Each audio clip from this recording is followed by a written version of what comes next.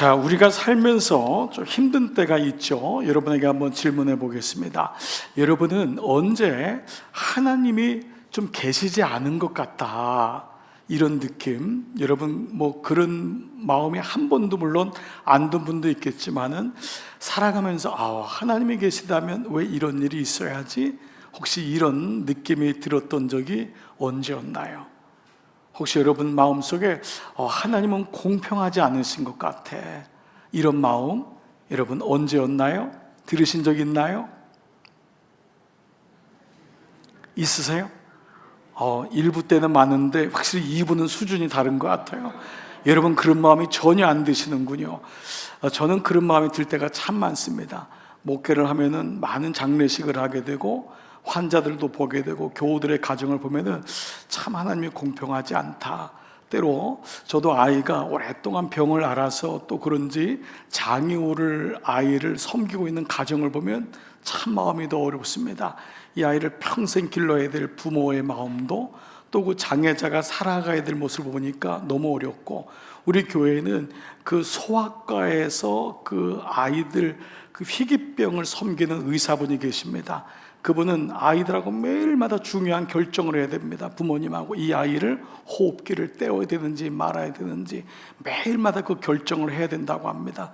그때마다 마음속에 드는 게, 하나님 좀 살려주시면 좋은데 왜 이 아이가, 여러분의 만약 손주가, 여러분의 자녀가 매일마다 그 과정에 있다면 얼마나 힘들겠습니까? 오늘 우리가 이 땅에 살다 보면 이런 일들이 많아요. 하나님 이해가 안 될 때가 많고, 하나님 정말 공평하신가? 오히려 세상의 죄는 다 짓고 그런데도 저렇게 떵떵거리고 살고, 노후에도 아무 문제가 없는 것 같고, 그런데 하루하루 성실하게 사는 사람은 어느 순간 집 한 채도 이 땅에 얻지 못하고, 또 어느 날 보니까 그분 또 병들고, 이런 걸 보면은 하나님 왜 이런 일이 일어나야 되나요? 이런 질문이 많습니다. 오늘 이 예레미야의 질문도 그러합니다. 여러분 오늘 묵상지를 보면은 왼쪽에 제목이 뭐라고 나왔죠? 주께 질문하오니. 주께 질문하오니. 그러니까 이 예레미야의 지금 질문이 뭐냐 하면 바로 12장 1절부터가 그 질문입니다. 원래 이제 물론 11장의 마지막 부분이 있지만 오늘 본문은 12장 1절부터 좀 6절을 중심으로 해서 한번 묵상해 볼게요. 자, 예레미야의 질문이 뭐냐? 12장 1절 다 같이 시작. 여호와여, 내가 주와 변론할 때에는 주께서 의로우시니이다. 그러나 내가 주께 질문하옵나니 악한 자의 길이 형통하며 반역한 자가 다 평안함은 무슨 까닭이니까? 예레미야는 하나님의 의로우시다고 하는, 하나님만이 정답이라고 하는, 답이라고 하는 믿음을 갖고 있지만 눈앞에 보이는 현실을 보니까 뭐죠? 어떻게 악한 자의 길이 형통하며 하나님을 떠나서 반역한 자의, 오히려 그 사람들은 평안하게 사는 이유가 뭡니까? 예수 믿는 우리는 조그만 죄를 져도 그것 때문에 얼마나 가슴 아파요. 사실 성전에 모인 사람은 늘 이 말씀을 들으면서 늘 주님하고 가까이 가지만, 그렇지 않은 사람들 너무 많습니다. 이게 죄인지도 모르고 짓고, 어떤 사람은 형무소 들어가도 너무 당당하고, 이런 모습을 보면은 마치 이 예레미야의 고백이 그런 고백입니다. 여러분 이 마음이 이해가 되실 거예요. 사실 우리 마음 모두에도 이 같은 질문이 있습니다. 여러분 모두가 믿음으로 하나님이 모든 것을 아실 거야 라고 하는 마음이 있지만, 예레미야의 이런 질문이 우리 안에도 있는 걸 보게 돼요. 예레미야의 질문과 탄원은 예레미야 것만은 아니었습니다. 여러분들이 잘 아는 하나님의 사람 욥은 어떻게 고백했냐 하면 12장 6절 강도의 장막은 형통하고, 오히려 강도의 집이 더 대궐 같은 거예요. 이 장막이란 건 자녀들도 의미합니다. 그 강도의 자녀들이 세상에 보니까 더 좋은 대학 가는 것 같고 더 좋은 삶을 사는 것 같아요. 또 하나님을 진노하게 하는 자는 평안하니, 그 다음에 역설적이지만 그 다음에 뭐라 했죠? 하나님이 그의 손에 후히 주시지 않았습니까? 하나님이 이렇게 하지 않았습니까? 라고 하면서 뭔가 하나님을 향해서 이런 마음까지도 갖는 거예요. 그러니까 욥의 이 질문은, 탄원은 믿음이 없기보다는 그 마음이 너무 간절하니까 이런 고백을 하죠. 자, 다윗도요, 시편 72편 보니까 나는 거의 넘어질 뻔하였고 나의 걸음이 미끄러질 뻔하였으니 이는 내가 악인의 형통을 보고 오만한 자를 질투하였습니다. 여러분 이것 좀 이해가 되지 않으세요? 오히려 그들이 부러운 거예요. 내 마음 한편에는 하나님이 계시지라고 하지만 그 악인의 형통을 보면서 마음에 괜히 부러운 거예요. 여러분, 우리도 이런 거 있잖아요. 그렇죠? 여러분 집에 가시면 하나님이 TV 하나님이라고 제일 집 가운데 있잖아요. 그래서 여러분 들어가시자마자 하나님 말씀하시옵소서 리모컨으로 탁 틀고, 여기서 안 들리면 다른 채널 300개의 채널에서 하나님이 계속 말씀하시잖아요. 그 채널을 보면 뭐죠? 그걸 볼 때마다 부러운 거예요. 쟤는 뭐야? 20대 노래 잘해가지고 한 달에 연봉이 월봉 한 달에 1억을 벌었대. 광고 몇 편을 했더니 쟤는 뭐야? 이런 계속 메시지들이 나올 때 그 마음속에 이 다윗의 마음이 뭐죠? 질투하였습니다. 참 정말 솔직한 마음이잖아요. 질투하였습니다. 근데 보세요, 그들은 죽을 때에도 고통이 없고 그 힘이 강건하며, 사람들이 당하는 고난이 그들에게는 없고 사람들이 당하는 재앙도 그들에게는 없나니. 어떠세요? 믿음의 사람들이 다 같이 이런 질문을 가졌던 거예요. 예수 안 믿어도 부자가 되고, 예수 안 믿어도 보란듯이 사는 것 같고, 스스로 그러면 나는 이렇게 말씀을 가지고 산다는 게 무슨 의미가 있지? 이런 마음이 모든 사람에게 있다는 것입니다. 오늘 이 예레미야의 질문이 바로 그 질문인 거예요. 그래서 오늘 2절에 보니까 주께서 그들을 심으심으로, 주님이 이렇게 하지 않았습니까? 참새 한 마리도 하나님의 허락이 없다면은 하나님 그게 안 되는데 이것도 하나님의 뜻 안에서 이루어진 것 아닙니까? 그들의 뿌리가 박히고 장성하여 열매를 맺었거늘 그들의 입은 죽게 가까우나 그들의 마음은 멉니다. 그들이 입으로는 주님을 사랑한다고 하지만 사실 그들이 어떠한지 주님 아시지 않습니까? 이래도 주님 그들을 내버려 두시겠습니까? 지금 이 메시지입니다. 4절은 어떻습니까? 언제까지 이 땅이 슬퍼하며 그들의 행포 때문에 이 땅의 선한 백성들이 아픔을 당하고 온 지방의 채소가 땅도 저주받는 거잖아요. 우리 북녘 땅 보세요. 김정일, 김정은, 저런 무도한 사람들이 저렇게 백성을 살리니까 땅이 저주받는데 도무지 왜 저 나라는 아직까지 저럽니까? 우리 이런 마음을 갖는 거예요. 지난주에도, 지난 한 달 전에도 거기서 나온 사람이 잡혀가지고 또 끌려가고, 이런 일들이 우리가 사실은 많이 잊혀졌지만 지금도 북한 정권을 보면은 너무도 기가 막힌 일들이 많이 일어나고 있잖아요. 그 다음에 봐보세요. 짐승과 새들도 멸절하게 되어 싸운데 이는 이 땅 주민이 악하여 스스로 말하기를 그가 하나님이 우리의 나중 일을 알지 못한다. 우리 나중 일을, 하나님은 우리가 무슨 일을 하여도 그는 보지 못한다, 이 말입니다. 그들은 뭐라고 하냐면 이 땅이 전부야, 하나님 우리가 뭘 해도 하나님은 우리를 보지 못해 라고 하지 않습니까? 라는 탄원을 하고 있습니다. 여러분 어떻습니까? 여러분 정말 이 탄원이 예레미야의 눈물과 함께 마음이 이해가 됩니다. 자, 그런데 이런 예레미야의 질문에 대한 하나님의 대답이 뭐냐? 여러분 오늘 12장 5절이 요절 말씀입니다.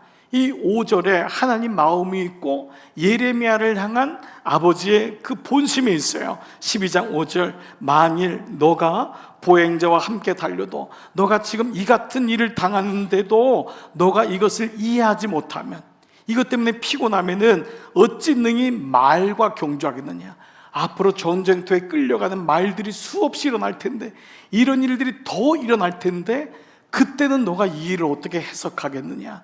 그리고 그 뒤에 보면은 너가 평안한 땅에서는 무사하려니와 요단강에 물이 넘칠 때가 올 텐데, 요단강에 장마가 쳐서 넘치고 홍수가 나고, 요단강은 죽음을 상징하는 단어거든요. 너의 인생에 죽음이 앞두었을 때는 너가 그날이 올 텐데, 너 그때는 지금 이것도 이해를 못한다면 그때 어떻게 하겠느냐? 이 메시지를 하고 있는 거예요. 무슨 말이냐? 그렇게 나를 못 믿냐? 그런 자에게 심판이 없다고 생각하느냐? 내가 공의롭지 않다고 생각하느냐? 왜 너는 눈에 보이는 것만 가지고 그렇게 생각하느냐? 너에게 이 세상을 볼 수 있는 눈이, 실력이 그것밖에 안 되느냐? 그렇다면 어떻게 세상에 질주하는 말들을 보고 부러워만 할 거냐?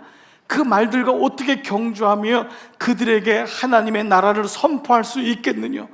요단강이 넘쳐나서 죽음이 온다면 너는 죽음이 올 때마다 매번 실망하고 하나님 이해가 안 돼요 라고 얘기할 것이냐? 라고 묻고 있는 거예요. 말씀하고 있는 거예요. 그래서 6절에서는 뭐라고 하냐면요, 내 형제와 아버지의 집이라도 너를 속이고 믿을 사람은 아무도 없다는 거예요. 사람은 사랑의 대상이지 믿음의 대상이 아니야. 너 형제와 아버지의 집이라도 너를 속이고 내 뒤에서 크게 외치나니 그들이 너에게 아무리 달콤한 얘기를 한다 할지라도 너는 믿지 마라. 세상이 이러하다라는 거예요. 세상이 이러하다. 정말 믿을 것이 무엇이냐? 이 말씀은 오늘 설교 제목으로 하면 우리가 끝까지 붙잡아야 될 믿음이 무엇이냐 라고 하는 메시지로 도달하게 됩니다. 여러분께 한번 여쭤보겠습니다. 여러분은 어떤 믿음이 있으시나요? 여러분은 어떤 분은 정부에 대한 믿음이 있는 분이, 대통령에 대한 믿음, 제가 그걸 뭐라고 얘기하지는 않겠습니다.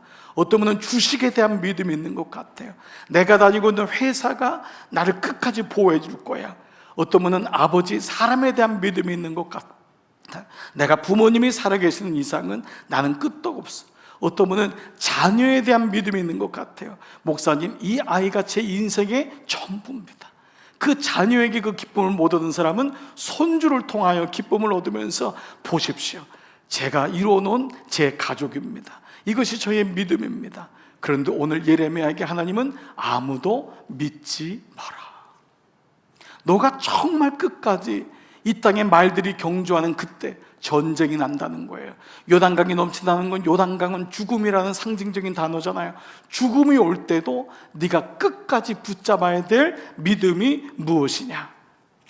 예레미야는요, 이 음성을 들어요. 그리고 다시 그의 길을 묵묵히 걸어요. 그래서 40년 동안이나 그는 하나님의 구원과 심판의 메시지를 전합니다. 아마 그가 업다운이 심했다면, 이 땅에 보는 것으로 다 하나님 어디 계세요? 실망하여 낭망했다면 그는 전하다가 포기했을 거예요. 교회가 어떻게 뭐 이래? 뭐 믿는 사람이 어떻게 저래? 그걸로 포기했다면 그냥 이 교회 저 교회 다니다가 믿음 생활 접고 나중에는 그냥 내 건강이나 챙기지. 이러한 그리스도인이 너무도 많아요. 젊은 사람 중에도 이런 사람들이 너무도 많습니다. 그런데 예레미야는 이 하나님의 음성을 제대로 들었어요. 그리고 그는 남은 인생을 사명자의 인생으로 확신 있게 걸어갈 수 있었어요. 그 이유가 뭘까요? 예레미야는 바로 성경 전체를 꿰뚫고 있는 하나님 말씀이 무언지를 명확히 알고 있었어요. 그것은 바로 구원과 심판이라고 하는 두 단어예요. 여러분, 창세기부터 계시록에 있는 모든 성경의 주제는 딱 두 개예요. 구원과 심판이에요. 이것이 아니면은 성경을 구속사적으로 보지 못하면 그냥 이 성경에서 우리 삶에 좀 만족이 되고 기쁨이 되고 인간관계 잘해야지, 비즈니스도 이 성경 안에 있구나, 지혜를 얻어야지. 물론 이것은 부산물이에요. 그렇지만 성경에 일맥상통하게 통하는 메시지는 구원과 심판이에요. 그 구원 안에 하나님의 모든 것이 들어가 있고, 심판 안에는 하나님의 언약을 어겼을 때, 뜻을 따라 살지 못했을 때 오는 아픔, 멸망이 있어요. 예수님도 제자들이 앞으로 당하게 될 고난을 말씀하시면서요, 마태복음 10장 28절에 몸은 죽여도 영혼은 능히 죽이지 못하는 자들을 두려워하지 말고, 몸만 있는 게 아니라는 거예요. 인간은 몸으로 사는 것이 아니라 영혼이 있는데 오직 몸과 영혼을 다 같이요 능히 지옥에 멸할 수 있는 일을 두려워하라. 예수님 말씀하신 부분 중에 제일 많이 말씀하신 건 천국이고 두 번째가 지옥이에요. 여러분 아세요? 예수님 말씀하신 단어가요, 위로해라, 그 사람 뭐 가서 신방해라, 그 사람 좋은 학교 가게 해줘라, 그 사람 직업 찾아줘라, 그 사람 건강하게 회복해라. 여러분, 이게 아니라 제일 많이 얘기했던 것이 천국이고 두 번째로 말씀하신 것이 지옥이에요. 그러니까 오늘 말씀을 다시 봐보세요. 몸과 영혼을 능히 지옥에 멸하실 수 있는 그분이 있다. 너는 그분을 아느냐라는 메시지예요. 자, 그런데 한 가지 우리가 이 구속사적으로 성경을 봐야 되는 이유 중에 하나가 이 구원이란 말과 심판이란 말의 적용입니다. 여러분, 이 구원은요, 오늘 예레미야에서 단지 북방의 바벨론 민족이 왔을 때 거기서 구원받고, 바벨론 민족이 와서 침략하고 전쟁했을 때 멸망받는 그 길이 아니라 모든 구약과 신약의 구원과 심판은 예수 그리스도의 십자가에서 완성되는 거예요. 그게 구원인 거예요. 영원한 생명의 구원. 그러니까 우리가 이 땅에서 30년, 50년, 70년 그거 잘 살게 하기 위해서 예수님이 십자가에 달린 것이 아니라 이 땅이 우리에게 모형이 되고 그림자가 되어 죽음을 통과하여서 영원한 생명에 대한 구원의 길, 그것이 바로 예수 안에 있음을. 그래서 여러분이 잘 아는 요한복음 14장 6절, 예수께서 이르시되 내가 곧 길이요, 내가 곧 길이요, 내가 구원이다, 내가 구원이다, 내 길이 아니면 구원이 없다라는 것을 분명히 I'm the way, 내가 길이다. 여러 개 길이 않는 게 아닙니다. 남산에 올라가면 이 길도 올라가고 저 길로 정상에만 올라가면 되지라고 하는 다원주의적인 믿음이 아닌 거예요. 예수 믿는 사람 중에도 이런 사람이 있어요. 다 정상에서 만나. 내 친구는 불교 믿고 모슬렘 믿고 다 자기 나름대로 다 신앙생활해요. 정상에서 만나. 성경은 그런 구절이 한 구절도 없어요. 예수 외에는 구원의 길을 준 적이 없다고 했어요. 내가 곧 길한 것은 다른 것은 길이 아니다라는 거예요. 그래서 말씀이 없으면 믿음이 생기지 않는 이유가 여기 있어요. 내 믿음으로 사는 거죠. 히브리서 10장 99절, 그 길은, 그 구원의 길은 우리를 위하여 휘장 가운데로, 모든 사람이 성소에 머물러 있었는데 지성소까지 들어갈 수 있는 열어놓으신 새로운 New and Living Way, 새롭고 살 길이요, 휘장은 곧 그의 육체니라. 예수님이 십자가에서 몸이 찢겨지심으로, 그 몸이 끊어지심으로 우리에게 구원의 길이 열렸으므로, 예수 그리스도를 믿음으로 하나님의 세상을 이처럼 사랑하사 예수 그리스도를 주셨으니 이는 저를 믿는 자마다. 이 고백이 성경을 꿰뚫고 있는 구원과 심판에 대한 메시지의 종착점이라는 것입니다. 이런 의미에서 보면 예레미야 7장에요, 흰놈 아들 골짜기라는 단어가 나와요. 여러분 혹시 예레미야 7장의 말씀 중에 기억이 나는지 모르겠는데, 이스라엘 백성의 멸망이란, 심판이란 단어를 얘기하면서 흰놈, 그러니까 흰놈, 이 단어 표현이 좀 이상하죠. 놈놈 하니까 여러분 죄송해요. 흰놈이라는 단어가 지옥이에요. 그 지옥이 뭐냐 하면은, 왜 흰놈 아들의 골짜기라냐면, 거기서 몰렉이라고 하는 성공의 신에게 이스라엘 백성들이 자기 자녀를 제물로 드린 거. 그래서 거기가 흰놈 아들의 골짜기인 거예요. 아들을 세상의 신에게 바친 거예요. 하나님의 자녀를 세상의 성공, 번영이라고 하는 세상의 신에 뺏기고 거기다 제물로 드렸을 때 흰놈 골짜기인데, 이게 단어가 게헨나라는 단어입니다. 게헨나가 뭐냐면요, 지옥이란 단어입니다. 신약 성경에 11번이 나왔는데 다 지옥으로 번역됐습니다. 그러므로 예레미야에서 나오는 멸망, 심판, 흰 논의 골짜기라는 것은 뭐냐 하면 영원히 꺼지지 않는 지옥불입니다. 이거를 개혁을 일으켰던 요시아가 그 골짜기에 모든 우상들을 태우고 하나님을 거역했던 사람들의 시체를 태우고 쓰레기장을 만들었기 때문에 그것이 영원히 불타는 불못의 그림자가 된 거예요. 그래서 예레미야 7장부터 나오는 모든 멸망은 그냥 이방 민족한테 전쟁 나서 죽는 멸망이 아니라 구원받지 못하는 지옥에 가는 것을 예표하는 말씀이라고 할 수 있습니다. 자, 이런 차원에서요, 이제 우리는 성경을 보는 도식이 생긴 거예요. 뭐냐면 바로 이 도식이에요. 첫 번째가 애굽, 광야, 가나안. 모세 오경은 성경 전체를 압축한 거거든요. 이게 모세 오경의 그림자잖아요. 단어잖아요. 애굽은 뭐죠? 우리가 하나님을 모르고 우리가 하나님의 본시의 자녀였지만 변질되고 타락하여서 종살이했던, 여전히 하나님을 몰랐고 내가 종에 끌려 살았던 모습이 애굽이었는데, 그때 유월절 어린 양으로 인하여 예수 그리스도의 그림자잖아요. 예수를 인하여 우리가 애굽에서 출애굽한 거예요. 거기서 살아남은 거예요. 우리만 살은 거예요. 장자를 다 죽었어야 되는데 우리가 살았어요. 바로 이것이 애굽에 대한 단어였잖아요. 그 구원받은 자가 걸어가야 될 두 번째 단어가 뭐냐 하면 광야라고 했어요. 그래서 히브리서와 베드로서에서는 광야교회라는 단어를 쓰고 있어요.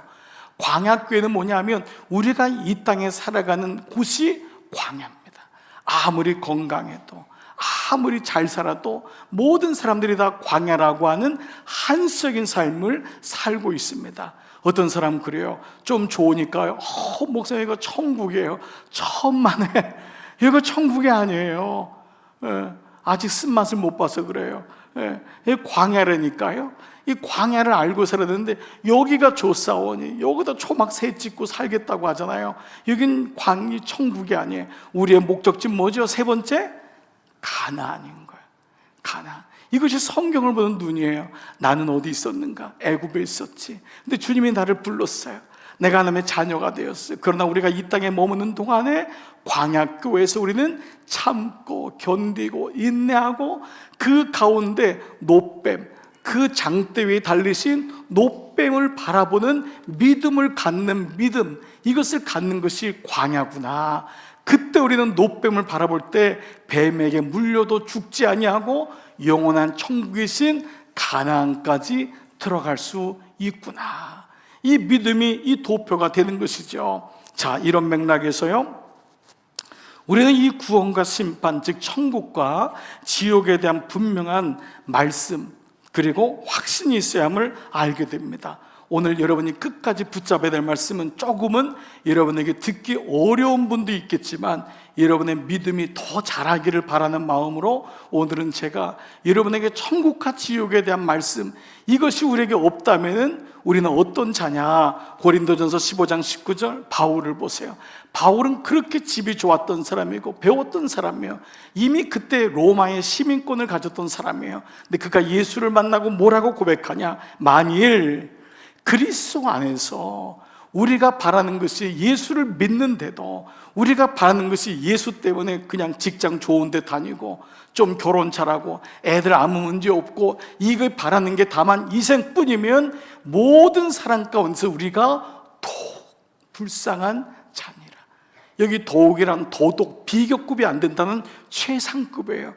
우리가 기껏 바라는 것이 예수 안에서 이 땅뿐이면은 그 사람은 가장 불쌍한 자라는 거예요. 이 말은 뭐죠? 불쌍하다는 말은 천국에 들어가지 못할 수 있다라는 거예요. 예수 안에 있다고 천국 가는 게 아닙니다. 예수 안에서 생명 말씀을 내가 붙잡고 교회 안에 있다고 하는 의미가 있잖아요. 정말 예수 안에 내가 들어가고 예수가 내 안에 있어야 되는데, 그것이 기껏 이 땅의 것만 구한다면 가장 불쌍한 자니라. 실제로 하나님의 본체이신 예수님은 이 땅에 오셔서 너무도 천국과 지옥에 대한 말씀을 너무도 자주 하시고 분명히 하셨어요. 근데 우리는 이것을 사실 잊고 있어요. 예수님의 격언, 복받으라고 하는 말씀, 고쳤다고 하는 말씀, 이런 말씀만 많이 생각할 때가 많아요. 예수님이 신약에서, 지옥이란 말이 신약에 22번이 나와요, 신약에. 그런데 그 중에 예수님이 14번을 말씀하셨어요. 얼마나 간절하셨는지 마태복음 18장 8절 보니까, 만일 너 손이나 너 발이 너를 범죄하게 하거든. 우리 사실 범죄 많이 하니, 이 손으로 훔치기도 하고 이 손으로 음란한 짓도 하고 이 발로 가지 말아야 될 때 많이 가잖아요. 근데 너를 범죄케 하거든 찍어내버려라. 불구자나 쫄뚝발이로 영생에 들어가는 것이 두 손과 두 발을 가지고 영원한 불에 던지는 것보다 나으니라. 어떤 분은 이것을 강조법이라고 얘기하지만 예수님 강조법이 아닙니다. 이것은 팩트입니다. 그러니까 이 땅에서 장애로 태어나서 오히려 그는 천국 들어갈 수 있는 거예요. 여러분, 역으로 말하면 죄송하지만요, 우리가 병든 게 아픔만이 아니에요. 최소한 병들면 죄는 덜 짓더라고요. 근데 건강하니까 두 발과 두 손으로 마음대로 죄를 짓는 거예요. 찍어내버리래요. 그 멀쩡한 몸으로 지옥에 가느니 절름발이로, 다리가 없어도 팔이 없어도 영생 천국에 가는 것이 낫다. 심지어 복음서에는요, 하나님 나라 예수님의 천국에 대한 말씀을 무려 72번을 말씀하셨어요. 예. 천국에 대한 말씀. 근데 그 천국은 이루어질 하나님 나라가 아니라 실제로 성경에 맨션 혹은 룸, 즉 우리가 거할 장소로 말씀하신 거예요. 하나님 나라는 것은 또 다른 것이 한 40번 정도 또 나와요. 72번을 장소적인 말씀으로 얘기하셨는데요. 요한복음 14장 2절 다 같이 한번 읽을게요. 시작. 내 아버지 집에 거할 곳이 많도다. 그렇지 않으면 너희에게 일렀으리라.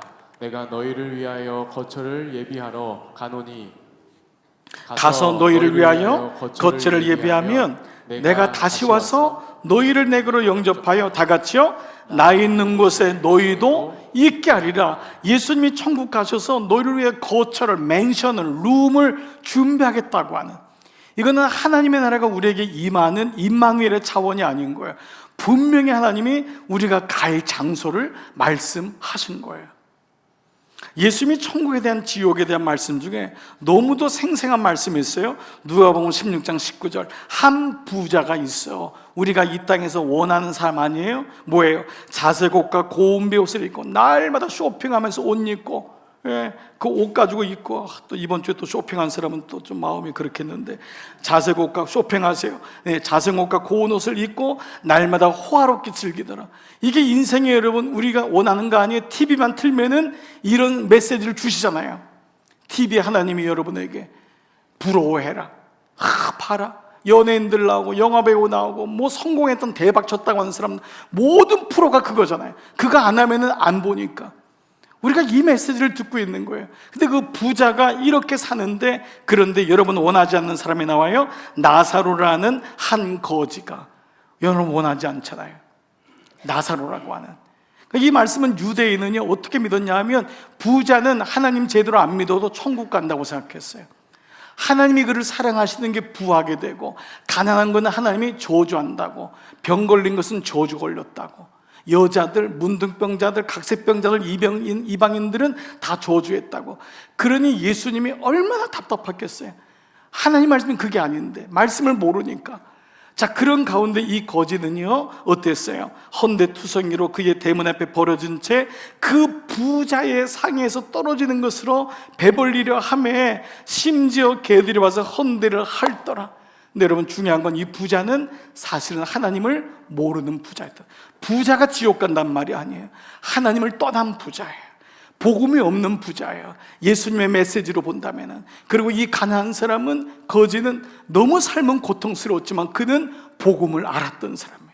아마 그 가난이 그 아픔으로 인하여 복음을 영접했는지 몰라요.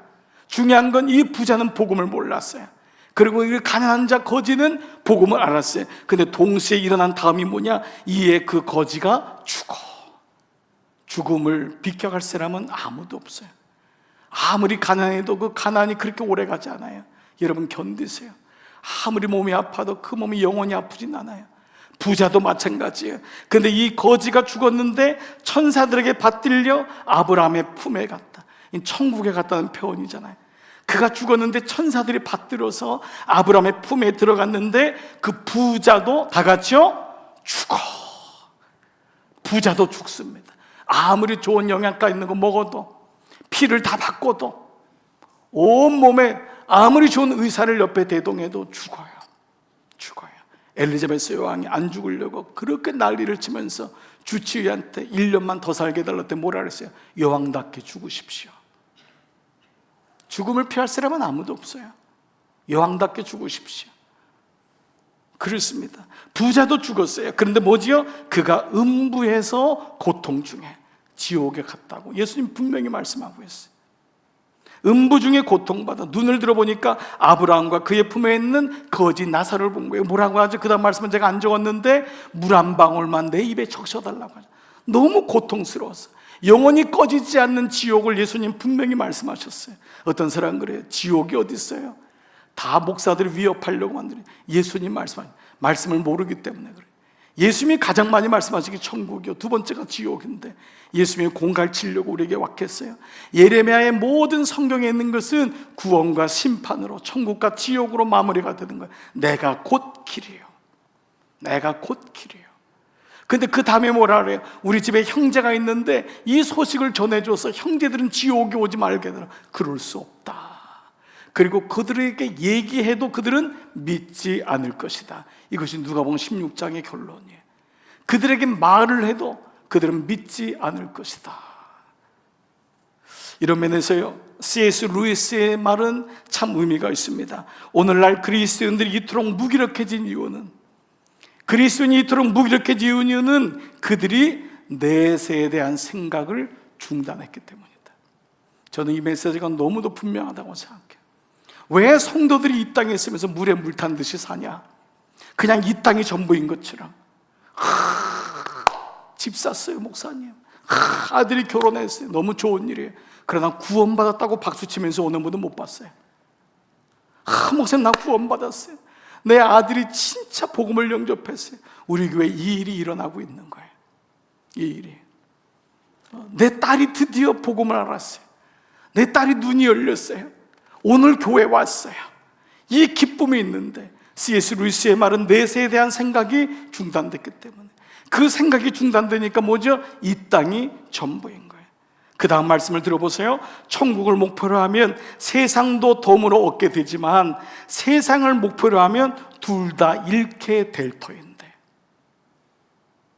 천국을 목표로 한다면 세상도 덤으로 얻을 수 있는데 이 땅에서 어떻게 가치 있게 살 것인가, 이 땅에서 천국을 만들 것인가, 이것이 그의 삶에 들어올 텐데 세상을 목적으로 하니까 결국 세상도 잃고 천국도 잃게 된다라는 것입니다.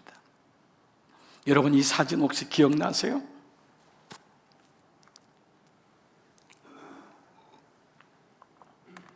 그렇습니다. 2001년 벌써 꽤 됐죠. 9월 11일 날 9.11 사태 때 뉴욕의 무역 빌딩, 쌍둥이 빌딩이 비행기 2대 의해서 추락되고 이때 3,000명이 넘게 죽는 엄청난 일이 일어났죠. 여기만이 아니었습니다. 워싱턴의 펜타곤, 워싱턴의 국방부라고 하는, 거기도 비행기가 떨어졌는데 제가 그때 미국에 바로 그 옆에 있었어요. 그래서 저는 비행기 떨어지는 것을 봤어요. 정말 그 소음이 그대로 다 물려버렸고요. 그때 이 9.11 떨어질 때 빌딩에서 사람들이 떨어져요. 비행기가 이 위에 다 있는데 내려오질 못하니까 그 떨어지는 것을 당시에 우리나라는 다 편집해가지고 보여줬지만은 그때 모든 방송국이 다, 미국 방송국이 떨어지는 장면을 그대로 다 보여줬어요. 몇천 명이 막 떨어지는 거예요. 그때 그 트라우마가 너무 심해가지고 한 달 정도 너무 힘들었던 기억이 있어요. 당시에 4대의 비행기가 그 하이제킹 당했잖아요. 납치됐잖아요. 근데 여러분 알다시피 비행기 4대에 있는 모든 사람들은 다 죽었어요. 전원이 사망했어요. 그런데 이후에 이 추락한 이 비행기 안에 사체들을 통해서 그 사람들이 마지막 그 3분, 4분, 마지막 1분 동안에 가족들이나 사랑하는 지인들에게 보낸 문자들이 밝혀졌어요. 근데 그 100%가 다 두 단어였습니다. 미안해, 용서해. 이 두 단어였어요. 미안해, 용서해. 이건 뭐냐 하면 우리가 이 땅에서 잘못 살은 거잖아요. 후회되는 일이 너무 많은 거예요. 이렇게 죽음이 빨리 올 줄은 몰랐다는 거예요. 그 극심한 2분, 3분 동안 아빠에게, 아내에게, 남편에게 미안해, 용서해, 그리고 사랑하지 못해서 사랑해 라는 단어였어요. 저는 그때 이 사건을 통해 깨달은 것이 있어요. 우리는 다 떨어지는 비행기 속에 있는 거구나. 이게 죄의 삭시 사망인데, 죄의 삭시 사망이에요. 모든 인생은 아무리 선하고 아무리 부자고 아무리 배워도 죽음을 비껴갈 인생은 아무도 없어요. 우리 모두가 내가 탄 비행기가 안전하게 도착할 거라고 생각을 하고 있습니다. 죽음이라고 하는 낭떠러지 한번 떨어져야 됩니다. 우리는 다 떨어지는 비행기 속에 있는 거예요. 여러분 중에 내가 탄 비행기는 안전합니다, 목사님, 떨어질 일이 없어요. No! 그렇지 않습니다. 지금 떨어지는 비행기 안에서 온갖 탐욕을 부리고 있는 거예요. 이 비행기 안에서 음란한 짓 하고, 이 비행기에서 조금만 더 땅 살려고 하고, 아직도 조금 더 편안하게 살려고 하고, 그게 전부라고 생각해요. 물론 이것은 운명주의적인 삶을 얘기하는 것은 아니에요. 구속사적인 말씀이 분명히 들어오면은 죄의 삭은 사망이야. 이 죽음을 피해갈 사람은 아무도 없어요. 그런데 이 떨어지는 비행기 안에 있지만 이게 끝이 아닌 것을 아는 사람이 있어요. 이것이 바로 복음을 가진 사람이에요. 예수 그리스도를 아는 사람이에요. 이 비행기 안에서 그동안 내가 온갖 탐욕과 욕망과 강박함과 미워함과 갈등하고 비교하며 살았던 푸른 나무 밑에서 음행하며 살았던 내 모습을 보게 되는 거예요. 그래서 이제 내가 눈을 가지고 열어보는 거예요. 야, 기껏 교회 생활 30년 50년 했더니 싸운 것밖에 생각이 안 나. 누구 미워하고 저놈만 없었으면 교회 안 나오겠다고. 늘 이렇게 살았던 그 믿음이 내가 그 안에서 뭔 짓을 했는가 보게 되는 거, 부끄러워지는 거예요. 그래서 난 미안해, 용서해. 여러분, 다 지나가는데 우리는 그 안에서 그러고 살고 있는 거예요. 아내한테 넉넉한 마음을 하면 사랑해란 말을 못하는 거예요. 미안해, 용서해. 그게 죽기보다 어려운 거예요. 비행기는 떨어지고 있는데. 진짜 믿음은 노후가 아니라 사후라는 거예요. 어느 날 노후가 인생의 목적이 됐어요. 믿음의 종착점이 돼가지고 마치 믿음 생활 잘한 사람은 노후 생활 잘하는 걸로 착각해요. 그러면 갑자기 김병곤 권사님처럼 돌아가시는 분은, 황수관 장로님처럼, 우리 이전에 있던 분처럼 갑자기 죽음을 달리하는 분은, 오늘 성도들조차 속고 있어요. 죽으면 끝이지 뭐. 여러분도 혹시 그럴지 몰라요? 여러분 나이가 한 60 정도만 넘으면 다 죽음에 대한 얘기를 합니다. 왜냐하면 친구들이 한 명씩 가거든요. 부모님을 보내거든요. 그러니까 죽음이란 단어가 이제 입에 와요. 아, 이 죽을 수 있겠구나. 근데 어느 분은 지난번에 우리 원민 형제 고백한 것처럼 32살밖에 안 됐지만은 죽음이란 단어가 오면 말씀이 빨리 들리긴 합니다. 근데 우리 죽음이란 단어를 얘기하면서 우리는 정말 갈 준비가 됐는지 한번 스스로 점검해 보셔야 돼요. 죽음의 끝이 아니에요. 여러분 정말 천국 갈 자신이 있어요? 물론 예수님 때문에 가는 거지만, 어떤 분은 개똥밭에 굴러도 이승이 좋지 뭐 라고 생각합니다. 천국과 지옥이 없다면, 이 말씀에 믿음이 없다면 결국 우리는 마이웨이를 부르다가 결국은 종착점이 어딘지도 모르는 삶을 살게 돼요. 예레미야 10장 17절, 우리 지난 금요일 날 말씀 속에 에워싸인 가운데 앉은 자여 내 진꾸러미를 이 땅에서 꾸리라. 이 땅에서 진꾸러미를 꾸릴 준비를 하는 거예요. 언제 부를지 모르기 때문에. 시편을 썼던 다윗이요, 하나님 마음에 합한 자가 됐던 이유가 있습니다. 여러분, 그가 했던 모든 기도가 응답받아서가 아니라 그가 하나님을 만나면서 인생을 보는 눈이 달라졌어요. 그걸 가르쳐서 믿음이라고 하는 거예요. 믿음은 뭐냐? 내가 원하는 걸 얻은 게 믿음이 아니라 인생을 보는 눈이 달라진 거예요. 그것이 시편 116편에 나와 있는데 세 단락으로 나눠져요. 첫 번째는 소명이에요. 다윗은 소명을 발견해요. 116편 8절 10절, 주께서 내 영혼을 사망해서 내 눈을 눈물에서 내 발을 넘어짐에서 건지셨나이다. 아, 주님이 나를 부르셨구나. 소명이 생긴 거예요. 이 땅에 내가 그냥 태어난 것이 아니구나. 주님이 나를 부르셔서 이 땅에 나를 부르셨구나. 내 영혼을 사망해서 내 눈을 눈물에서 내 발을 건지셨구나. 내가 생명이 있는 땅에서 여호와 앞에 행하리니 내가 크게 고통을 당했다고 말할 때에도 나는 주님의 부르심을 믿었도다. 소명이 생기는 거예요. 두 번째, 그 다윗의 인생에 바뀐 게 있어요. 사명에 어떻게 살 것이냐. 12절부터 내게 주신 모든 은혜를 내가 여호와께 무엇으로 보답할까. 이게 다윗의 인생에 바뀐 거예요. 내게 주신 모든 은혜를 여호와께 무엇으로 보답할까. 이게 내게 아닌 거예요. 건강도 지혜도 물질도 내게 아닌 거예요. 그래서 그는 마지막에 이 모든 것을 내가 구원의 잔을 들고 여호와 이름을 부르며 모든 백성 앞에서 나는 나의 소원을 여호와께 갚으리다. 주님이 도우셨습니다. 이 고백을 하면서 사는 것이 사명의 인생인 거예요.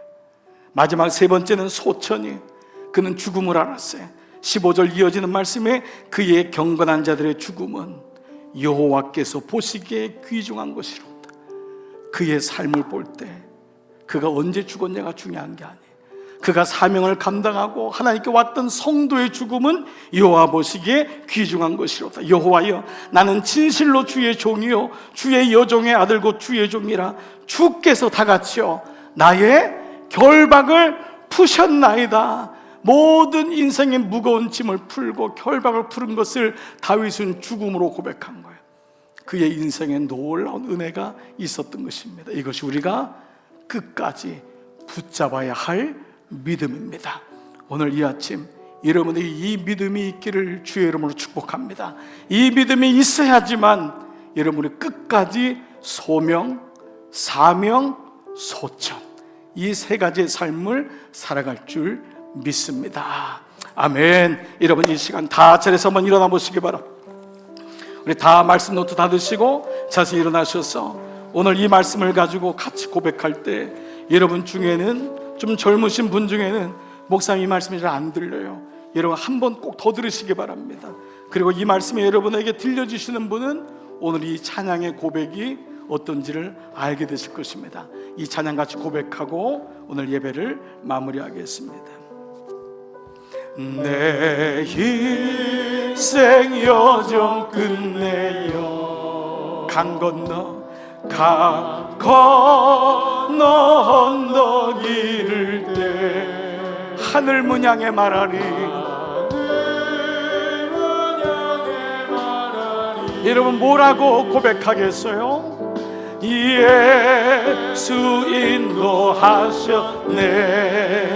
매일 발걸음마다 예수 인도하셨네.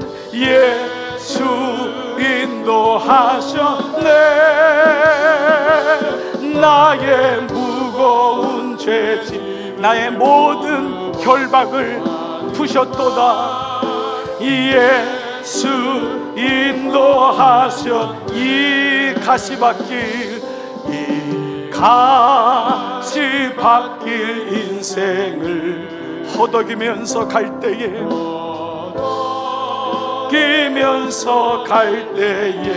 시험과 환난 예수 인도하셨네. 예수 인도하셨네. 그렇습니다. 매일 발걸음마다 예수 인도하셨네. 예수 인도하셨네. 나의 무거운 죄짐을 모두 벗고 하는 말 예수 인도하셨네. 우리 함께 말씀 붙잡고 함께 기도하겠습니다. 살아계신 아버지 하나님, 내가 마지막까지 붙잡아야 될 믿음은 무엇입니까? 세상에 대한 믿음입니까? 연금에 대한 믿음입니까? 사회 보장에 대한 믿음입니까? 자녀에 대한 믿음입니까? 내 건강은 아무 문제가 없다고 하는 생각입니까?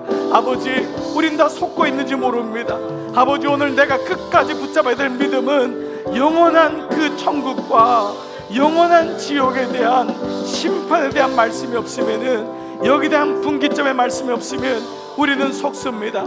예레미야가 내 아버지도 믿지 말고 내 형도 믿지 말고 앞으로 달리는 말과 경주할 텐데 요단강이 넘쳐 흐를 텐데 너가 어찌 이것을 견딜 수 있냐고 주님 말씀하십니다. 아버지, 죽음의 골짜기를 다 넘어야 되는데 우리 모두에게 이것이 주어진 인생이라면 오늘 내 믿음을 다시 보게 하여 주옵소서. 아버지, 내가 가진 믿음은 어떠합니까?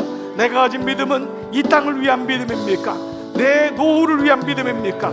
아버지, 오늘 나의 믿음이 진실로 주님 말씀하신 것처럼 아버지, 영원한 천국에 대한 확신이 오고 그 삶을 살기 위해서 소명과 사명과 성도의 죽음을 여호와께서 기뻐하시고 귀하게 여기신다고 하는 그 말씀까지 가고 있습니까?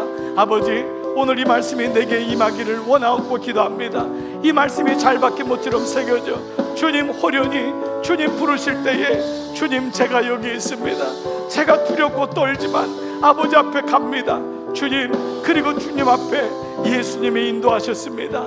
예수님이 인도하셨습니다. 이 고백이 우리의 사생관이 될 수 있도록 인도하여 주옵소서. 오늘날 교회가 믿음이 이렇게 아버지 미지근해진 이유는 내 생에 대한 아버지 천국에 대한 생각이 중단됐기 때문이라고 아버지, 저는 이 말이 믿어집니다.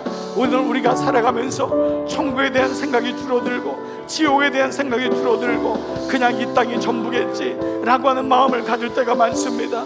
오늘 이 마음을 가진 자마다 다시 주님 앞에 나와 예수 인도하셨네, 예수 인도하셨네. 오늘 이 고백이 우리의 삶의 중심에서 깊이 나오게 하셔서 주님, 내가 주님을 알게 됐어요. 평생 주님을 위해 살겠어요. 영혼을 위해 살겠어요. 이 고백이 오늘 고백하는 종들마다 진실한 고백이 되게 하시고 하나님 이 고백을 들으시옵소서.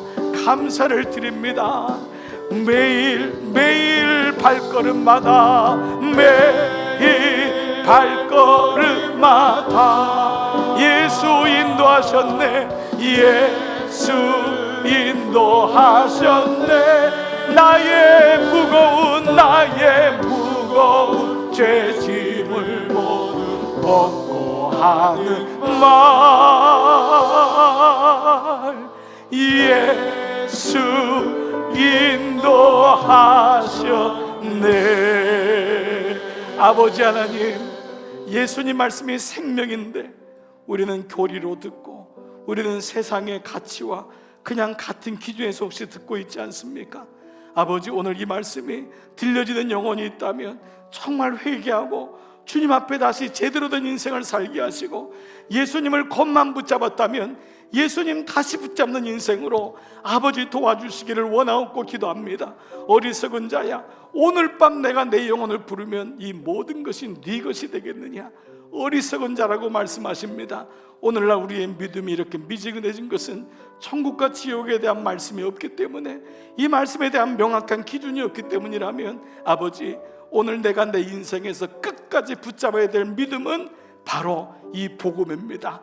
아버지, 이 믿음의 역사가 복음이 잘 박힌 모처럼 우리 사랑하는 이부 예배 드린 종들마다 새겨지게 하시고, 주님, 우리 주님 나라 가서 만날 때까지 이 복음의 말씀 붙잡고 승리하게 하여 주시옵소서. 종들을 파송합니다. 어느 곳에 가서 어떤 일을 당해도 하나님의 공평하심과 하나님의 심판을 잊지 말게 하시고, 하나님이 결국 이루심을 기억하고 믿음으로 말이 경주할지라도 요단강이 넘칠지라도 끝까지 믿음 붙잡고 살게 하여 주옵소서. 성부와 성자와 성령의 은총이 예수 그리스도의 고백을 하며 그 길로 가는 모든 종들 머리 위에 이제로부터 영원토록 함께 하시기를 간절히 축원하옵나이다.